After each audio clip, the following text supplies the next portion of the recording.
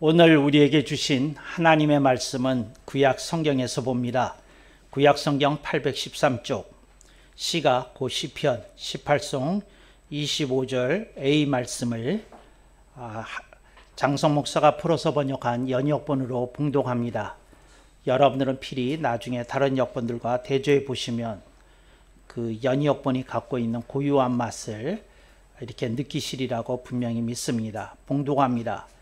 긍휼을 알아보고 되새기고 행하는 이에게는 주님의 긍휼하심을 나타내시며 아멘. 오늘 우리는 성령님 아래 성경 위에 하나님의 말씀을 듣기를 원합니다. 오늘 여러분들이 주목하실 설교 제목은 다소 깁니다. 긍휼을 알아보고 되새기고 행하는 이는 어디에 있나입니다. 하나님의 만나주심 시리즈로서 세 번째 시간이 되겠습니다. 많은 사람들에게 하나님의 존재에 대해서 혹은 신의 존재에 대해서 물어보면 둘로 나뉠 수밖에 없습니다. 하나님이 있든지 없든지 둘로 나뉠 수밖에 없습니다. 그러니까 세상에 나가서 사람들에게 물어보면 여러분들이 의외로 안 믿는 사람들이 의외로 많은 것을 여러분들이 확인하시게 됩니다. 그래서 세상에서 신이 있느냐 없느냐 하는 주제를 가지고 나눠보면 거의 한 6대4 정도로 신이 없다 하는 사람들이 더 많은 것을 느낄 수 있습니다. 그럼 기독교인이 40%나 되는 겁니까? 그건 아니고요. 다른 종교에서도 이 신이 있다고 이렇게 가르치는 종교가 제법 많기 때문에 한 40% 정도의 사람들은 어떠한 형태로든 신은 있다 이렇게 믿는 것 같습니다. 그러나 의외로 많은 60% 이상의 사람들이 신이 없다고 생각을 합니다. 그들이 그렇게 결론을 가지게 된 연유는 심플합니다. 그들이 과학적 이렇게 훈련을 받았기 때문에 그렇습니다. 과학은 증명된 것만 믿습니다. 과학은 드러난 것만, 확인한 것만까지만 받아들입니다. 근데 신의 존재는 증명할 길이 없습니다. 신의 존재는 보여줄 수가 없습니다. 신의 존재는 만져질 수 없습니다. 그러므로 이렇게 사람들이 과학적 입장에 이렇게 체화되어 있다 보니까 이제 신의 존재를 부정하는 사람들이 긍정하는 사람보다 더 많더라 하는 사실입니다. 그런데 기독교를 믿는 사람들을 대상으로 여론조사를 하든지 설베이를 하게 되면 또 의외로의 결과가 나타나게 됩니다. 그러니까 외부 사람이 물었을 때는 40%의 사람이 이렇게 하나님은 계시다, 신은 있다, 뭐 이렇게 대답을 합니다. 근데 기독교인들만 가지고 내부적으로 이렇게 여론조사라는 것을 해보게 되면 여러분 놀라지 마십시오. 의외로 반 정도의 사람이 실은 잘 모르겠어요 하는 항목에 동그라미를 칩니다. 그러니까 그 질문을 이렇게 물었다고 그래요. 하나님이 살아계시다는 것을 확신할 수 있습니까? 그렇게 느끼시면 거기다 동그라미. 그 다음에 그 하나님이 계시다는 것에 대해서 아직 뚜렷한 감이 없으십니까? 하면 거기에다 이제 둘 중에 하나를 놓고 동그라미 치라고 그러면 반 정도의 사람이 하나님이 계신지 잘 모르겠어요. 나 믿기는 하는데 어떻게 내가 이렇게 뚜렷하게 정말 하나님을 계시다고 말해도 되는 건지 모르겠어요 하는 사람들이 반 정도 된다는 겁니다. 그래서 여러분 오늘 이 말씀 시리즈가 굉장히 중요합니다. 성경에서 하나님의 말씀을 합니다. 당신과 그 인간과의 관계에 대해서 얘기를 하십니다. 그런데 이 구절은 특별히 그 예레미야서 가운데서 하나님이 내가 이런 사람들을 내가 만나준다. 그리고 내가 만나면 내가 그들에게 이렇게 할 거다 하는 네 가지 케이스를 이렇게 제시하더라는 겁니다. 그래서 여러분들은 전주와 전전주를 통해서 하나님의 만나주심 시리즈 1, 2를 들으셨고 오늘은 하나님의 만나주심 시리즈 세 번째를 만나게 됩니다. 누가 이렇게 질문할 것 같습니다. 그럼 목사님, 하나님의 만나주시는 케이스가 성경에 딱 4번만 기록이 됐나요? 아닙니다. 엄청나게 많습니다. 그런데 예레미야서에서 이렇게 붙어 있는 구절 가운데서는 바로 여기에 4번 나오고 있다. 이렇게 여러분에게 설명드리겠습니다. 그래서 성경에서 그런 대목들만 여러분들이 유의해서 이렇게 좀 형광펜을 치시고 그걸 좀 묵상하고 읽고 주석도 찾아보고 뭐 이러시면 여러분들의 성경 공부가 더 깊이 있어지지 않을까 하는 생각을 제가 해보게 됩니다. 그래서 오늘 특별히 3번째 시간입니다. 근데 여러분, 하나님이 어떤 사람을 만나 주시는지 오늘 3번째 시간입니다. 그런데 오늘 하나님이 만나 주시는 이가 국률한 사람을 만나 주신다는 겁니다. 그런데 제가 여기서 조금 격길로 나가서 설명을 좀 드려야 되겠습니다. 저는 이것을 국률로 번역을 했는데 상당수의 역본들이 제가 국률이라고 번역을 한 이 대목을 자비로 번역을 했습니다. 저는 이걸 볼 때마다 자꾸 화가 나요. 왜 화가 나느냐면 아니 국률은 국률이고 자비는 자비지. 아니 성경을 번역한다는 사람들이 국률과 자비도 제대로 모른다는 거야? 그리고 막 화가 나요. 여러분, 제가 이렇게 부족한 사람이다 하는 것을 고백을 드립니다. 성경을 읽으면서 화가 나면 안 되는데 저는 성경이 조금 이렇게 틀리게 번역이 된 것 같다는 느낌이 나면 막 열을 받는다. 제가 열을 받는다 하는 말을 화가 난다 하는 표현으로 여러분들에게 전달하고 있는 중입니다. 근데 국률과 자비에 대해서 얘기를 하는데 그래서 사람들이 그 번역자들이 국률이라는 말보다 자비라는 말을 그렇게 선호하는 경향이 갈수록 이렇게 강화되고 있어요. 천주교에서는 천주교 성경을 번역을 할 때에 국률이라고 하는 단어를 사용하지 않고 일체 그걸 전부 다 통일시켜서 자비로 번역을 시켰습니다. 근데 그들은 이 동양적인 심성을 가진 한국 사람들에게 국률이라는 이 개념은 조금 어필이 안 된다. 근데 자비라고 하면 불교에서도 자비를 얘기하고 또 얼마나 따뜻한 말이냐. 그러니 자비를 쓰자. 그러고 다 통일시켰어요. 그래서 제가 천주교 성경을 가끔씩 이렇게 대조하기 위해서 들여다 볼 때마다 이제 자비라는 단어가 나오면 또 열을 확 받고 그럽니다. 그래서 제가 천주교 성경을 오래 읽지는 못하는데 그런 이제 배경이 있다 하는 것을 말씀을 드리겠습니다. 그래서 오늘 여러분들은 저에게 누차 자비와 긍휼의 차이에 대해서 배우셨지만 오늘 본문이 요구함으로 한 번 더 그 자비와 긍휼의 차이를 상고하고 오늘 본문으로 들어가 보도록 하겠습니다. 그 자비와 긍휼의 차이는 뭐냐면 자비는 극빈자를 도와주는 게 자비입니다. 예를 들자면 노숙자에게 끼니를 제공하는 거, 또 어디 오갈 데가 없는 사람들에게 도움을 제공하는 것, 또 길거리에서 쓰러져서 이렇게 그 도움이 필요한 이 폭행 피해자에게 여러분들이 그 사람을 보호하는 조치를 해주는 것, 이런 것들이 이렇게 자비에 해당이 됩니다. 이게 자비입니다. 그러니까 굉장히 어려운 사람, 힘든 사람, 아파하는 사람, 외로운 사람, 오갈 데 없는 사람, 근데 이런 사람들에 대해서 여러분이 외면하지 않고 그냥 가던 길 가지 않고 멈춰서서 그 사람들에게 여러분들이 이렇게 할 수 있는 조치를 취하고 도움을 주고 사랑을 베푸는 것, 이걸 자비라고 그럽니다. 이게 자비입니다. 그런데 긍휼에 대해서 조금 설명을 드려야 되겠습니다. 긍휼은 그것과 비슷한 것 같은데 전혀 다른 얘기입니다. 긍휼은 뭐냐면 죽을 사람을 살리는 게 긍휼입니다. 그러니까 죽을 사람을 살리는 겁니다. 그러니까 여러분들이 예를 들자면 이게 긍휼이에요. 어떤 사람이 있어요.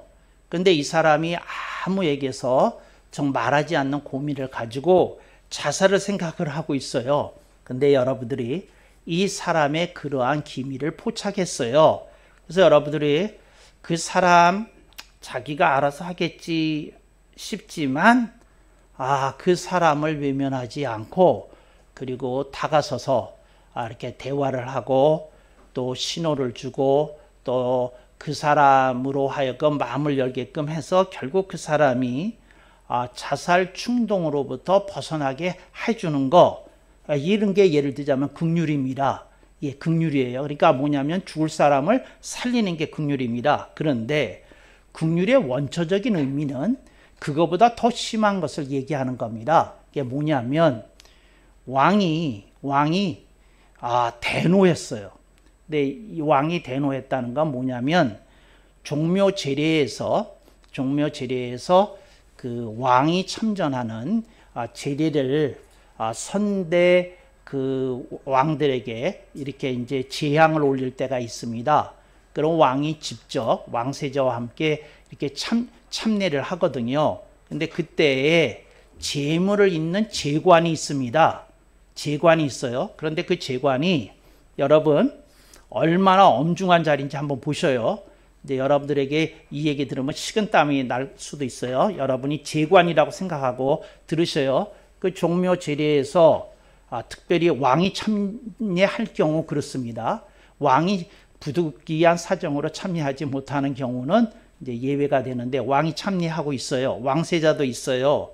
근데 제문을 읽다가 글자 한자를 발음을 틀리게 발음하면 삭탈관직입니다. 그러니까 장관의 자리에 있으면 장관 자리에서 그날로 쫓겨납니다. 그러니까 글자 한자를 잘못 읽으면 그러니까 떨리든지 뭐하든지 하다가 뭐 아로 발음할 걸 어로 발음한다든지 어로 발음할 거 오로 발음한다든지 그러면 이제 뒤에서 이제 도승지가 있다가 한 글자 틀렸음 하고 오자 1 하고 기록하면 삭탈관직입니다. 거기다가 한 번 더 틀리면 귀양 갑니다. 제주도로 귀양 갑니다. 근데 요즘의 제주도 아닙니다.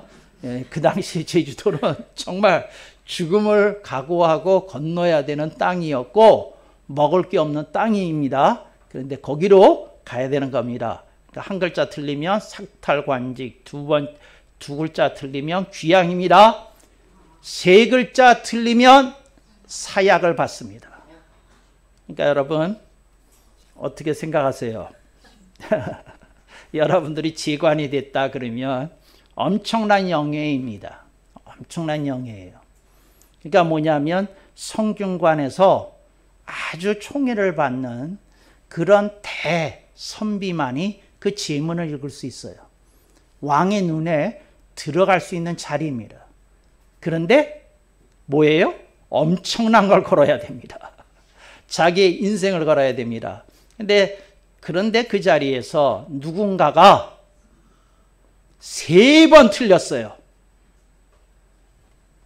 그 자리에서 왕이 별말 안 하지만 이제 도승지가 묻습니다.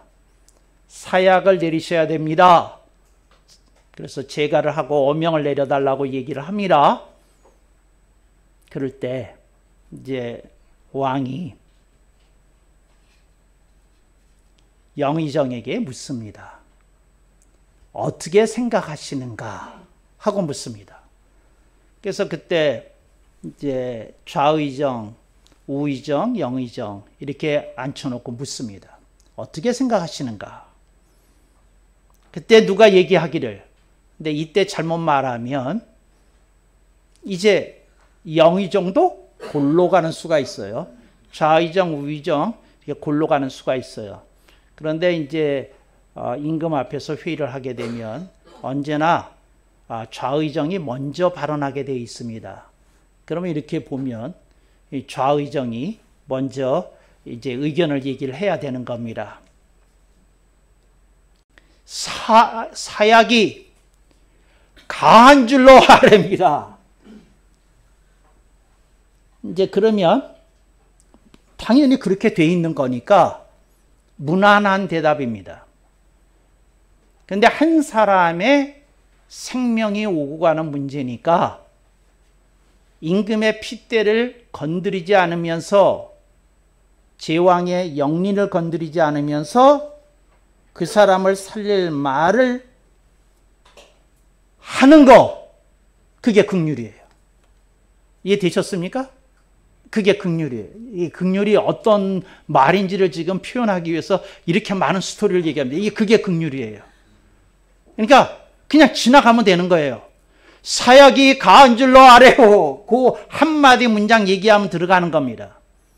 그런데 폐야, 그 사람으로 말씀드릴 것 같으면 성중간에서 특별히 아끼는 인재이온데 국가의 동량이 될 만한 자질을 보여온 바 제가 대제약에게 알아보라 하였더니 저에게 이러이러이러한 일이 있었습니다 하고 이렇게 아뢰는 거예요. 그러니까 이러이러한 일이 있어서 이 사례를 보니까 이 사람 죽여서는 안 될 사람 같습니다. 통촉해 주시옵소서. 근데 통촉해 주시옵소서 하는 말은 나도 살려달라는 말입니다. 나까지 이렇게 그 진노의 대상에서 품어주지 말라는 얘기입니다. 이게 뭐라고요? 긍휼입니다. 자기의 상당한 부분을 걸고 그리고 어떤 사람을 품는 거, 그게 긍휼입니다. 제가 묻겠어요. 긍휼과 자비가 비슷하기나 합니까? 자비는 내가 그냥 감당하면 되는 거예요. 내가 있는 돈 주면 되는 거예요. 내가 있는 옷 주면 되는 거예요. 내가 가진 재물 나눠주면 되는 거예요. 뿌리면 되는 거예요. 근데 긍휼은 자기가 뭘 걸어야 된다고요. 그 참을 수 없는 어떤 것들을 해야 된다고요. 근데 이게 긍휼이거든요. 제가 묻겠어요. 여론조사할 필요 없죠? 어떻게? 이걸 긍휼로 번역해야 되겠어요? 자비로 번역해야 되겠어요? 긍휼이에요. 하나님이 긍휼을 알아보고 되새기고 행하는 이에게는 주님의 긍휼하심을 나타내시며 긍휼의 가치를 알아본 거죠. 뭐예요? 한 사람의 생명을 고기 여기는, 알아본 거예요. 되새기는, 그 사람을 살릴 수 있기 위해서 뭔가를 알아보고 막 얘기하는 거죠. 그리고 그걸 자기의 직과 목숨까지도 걸고 이렇게 하는 거, 핏대리에 따라서 그게 긍휼입니다. 그래서 여러분들이 이 말씀을 듣는 순간 한 분이 생각나셨을 거예요. 그게 누구냐? 예수님이에요. 제가 신학교에서 조직신학을 강의할 때마다 이런 얘기를 해요. 신학생들한테. 교회에서 내가 별로 안 했던 것 같아요. 근데 아주 드물게 했지만, 근데 뭐냐면 기독교는 사랑의 종교입니다. 이런 말 들을 때마다 나는 화가 난다고 그렇게 얘기했어요. 내가 기독교는 사랑의 종교라고 말하는 건 언더스테이트먼트, 이건 굉장히 과소평가한 발언이에요. 기독교는 사랑의 종교가 아니에요. 긍휼의 종교지. 긍휼의 종교예요. 예수님이 긍휼 그 자체이신 분이에요. 우리를 대속하시기 위해서 자신의 몸이 찢기는 걸 허락하시고 자신의 목숨이 아끼는 것을 기꺼이 행하셨으며 그 과정에서 겪는 모든 모욕과 치욕을 기꺼이 감수하신 분이에요. 그게 예수님의 긍휼이에요.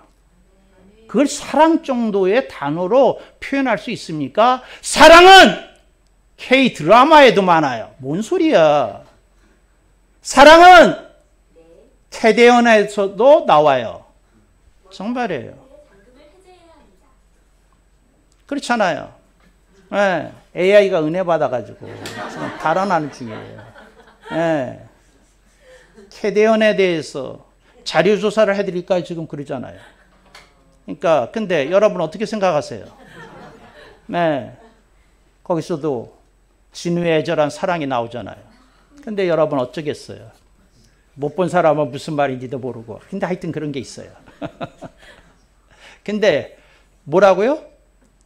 그건 K-드라마에도 있다고요. 사랑은. 근데 드라마에 없는 사랑, 그게 긍휼이라고요. 여러분 기독교는 사랑의 종교라고 말하면 안 돼요. 개혁주의자들은. 긍휼의 종교라고 그래야죠. 기독교는 자비의 종교가 아니에요. 긍휼의 종교지. 자비의 종교는 시크 교회도 있어요. 시크 교는 그 종교의 그 교리 중에 하나가 뭐 있느냐면 그 시크 교들은 그 배고픈 자에게 밥을 먹여라가 교리로 들어가 있어. 특이한 종교대. 감동이더라고요. 그렇지만 기독교에다 어디 감히 명함을 내밀겠어요. 우리는 목숨을 내어주는 종교인데, 우리는 피를 흘려가면서 사랑을 주신 분에 대해서 증거하는 종교인데 밥 주는 거 그거 가지고는 얘기 안 되죠. 그러니까 우리는 자비를 이미 압도한 종교예요. 우리는 긍휼의 종교인 기독교를 믿고 있는 줄로 믿습니다. 그게 우리의 자부와 긍지인 줄로 믿습니다. 그래서 그걸 긍휼을 우리가 이렇게 새겨야 되는 거죠. 그런데 하나님이 뭐라고 말씀하시냐면 예수님이 긍휼 그 자체이시잖아요. 근데 그 긍휼을 알아본다는 말은 뭐냐면 예수님이 얼마나 감당하기 어려우셨을까, 그 치욕과 모욕을. 예수님이 십자가를 지고 가시는 게 얼마나 힘드셨을까. 구레네 시몬이 도와주기 전까지. 예수님이 창으로 옆구리를 찔려서 피아물을 다 쏟기까지 우리를 사랑하신 그 사랑이 얼마나 절절하냐. 그거를 기억하는 사람은 알아보는 거예요. 이게 알아보는 거라고요. 예수님을 믿으면 천국 갑니다. 그 정도 가지고 기독교 교리를 설명한다고 말하지 마세요. 정말 유치찬란한 얘기 하지 마세요. 기독교는 긍휼이에요. 근데 그걸 알아봐야 되는 거죠. 그 사랑이 절절하잖아요. 그 되새기고 하는 말은 뭐냐면 이런 거예요. 직장에서 어떤 얄미운 사람이 여러분을 애먹일 때 있잖아요.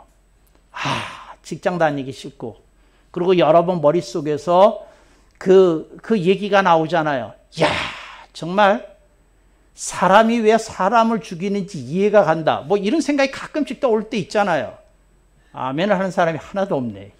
나만 그런 생각을 하나. 그런 데가 있잖아요. 얼마나 열받아, 힘들고 괴로우고 막 그러잖아요. 또 직장에 가면 또 얼마나 많은 얌체들이 있어요. 맨날 얻어먹기만 하고 자기는 한 번도 안 사는 사람들. 그 직장에는 없어요? 좋은 직장이에요. 근데 대부분의 직장이 있어요. 정말이라니까. 또 그런 사람 있잖아요. 언제든지 자기 일이 끝날 때까지 기다렸다가 같이 밥 먹으러 가자는 사람. 얼마나 정말 눈에 가시 같은 사람들이에요. 그런데 그때마다 예수님이 참으신 그 경제를 생각하면서 되새기면서 우리들이 인내 좀 하자고요. 그래, 주님이 베푸신 긍휼에 비하면 이건 명함도 내밀지 못한다. 내가 감당해야 될 것은 지극히 작은 몫이다. 이런 생각 가지고 좀 이 세상을 좀 긍정적으로 바라보면서 일떠서면서 그렇게 살아야 되지 않겠어요? 왜 나만 힘든 거야? 이런 생각 가지고 좀 살지 마세요. 정말. 당신만 힘들지 않아. 다 힘들어. 정말이에요. 다만 티를 그 사람은 좀 당신보다 덜 낼 뿐이지. 정말이에요. 이 세상에서요, 좀 티내는 사람들이 좀 기억해야 될 게 있어요. 티내지 않는 사람들 중에 힘든 사람이 굉장히 많아요. 그래서 우리들이 좀 인생을 좀 크게 넓게 보면서 인생을 살아야 되는 줄로 믿습니다. 그리고 긍휼을 행한다 하는 말은 무슨 말이냐면 내가 좀 접어줘야 될 것, 참아야 될 것, 기다려야 될 것, 이거 조금 내가 긍휼을 좀 행할 수 있어야 돼요. 내가 용서해야 될 대상이 있다는 겁니다.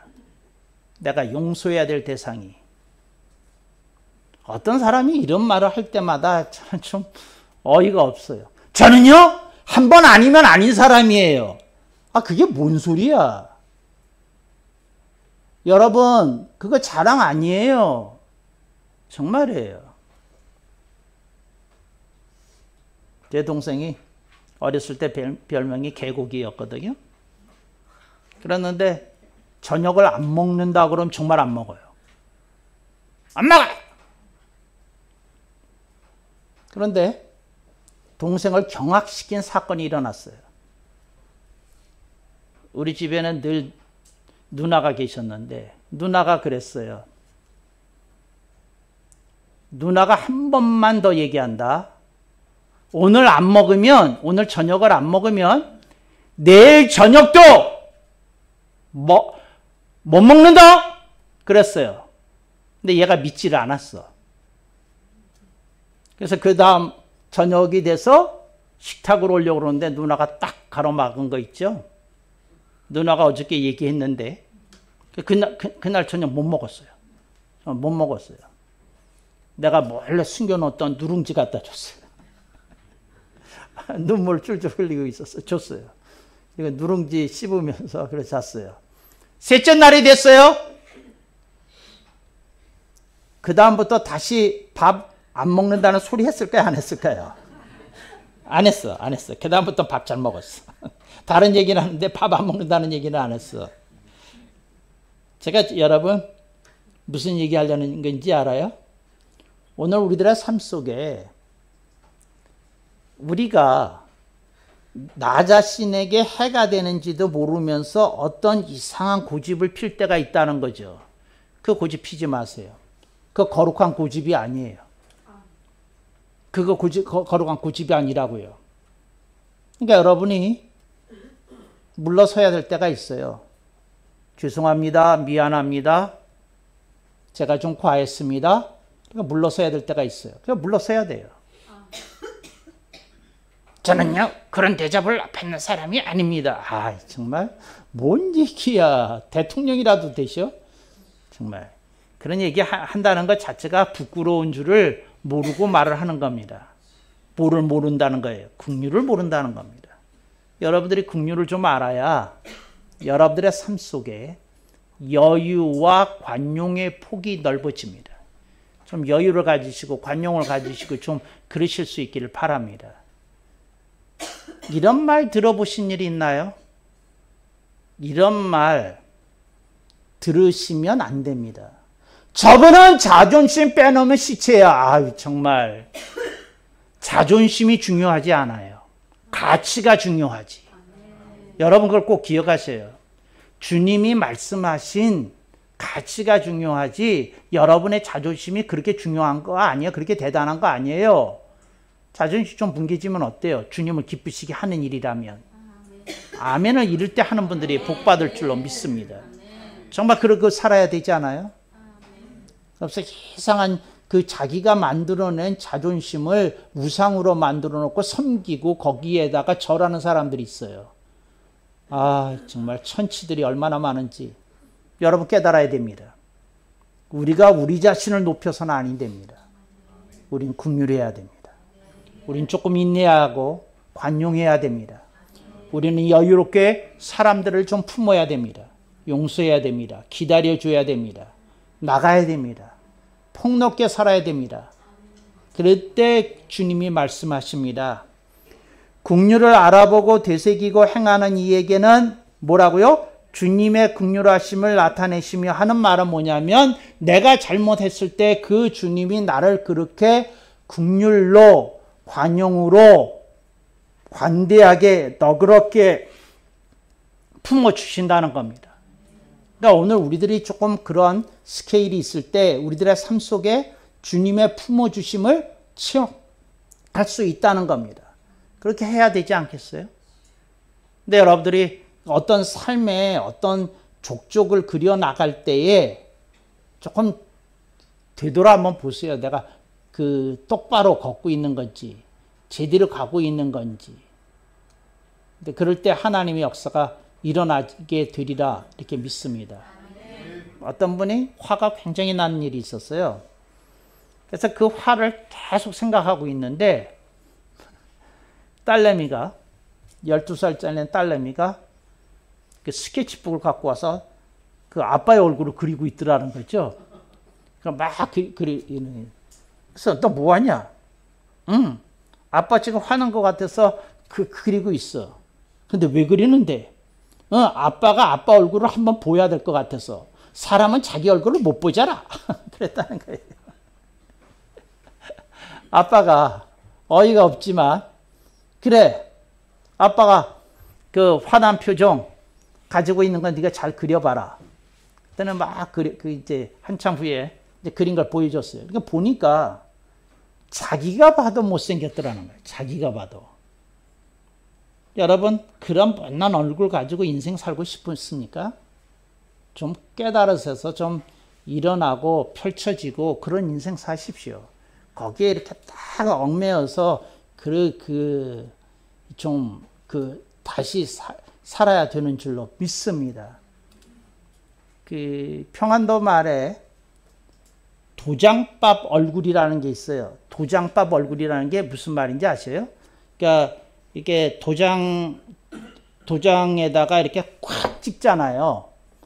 그러면 그 도장에다가 이렇게 딱 찍힌 그 인주가 이제 도장밥인데 거기에 이렇게 찍혀 있는 게 있으니까 뭉개졌을 거 아니에요. 그게 뭐라고요? 우리들의 모습일 수 있다는 거죠. 근데 인주는 사용한 다음에 어떻게 합니까? 깨끗이 다듬죠. 왜? 고르게 한 상태 속에서 도장을 찍어야 되니까.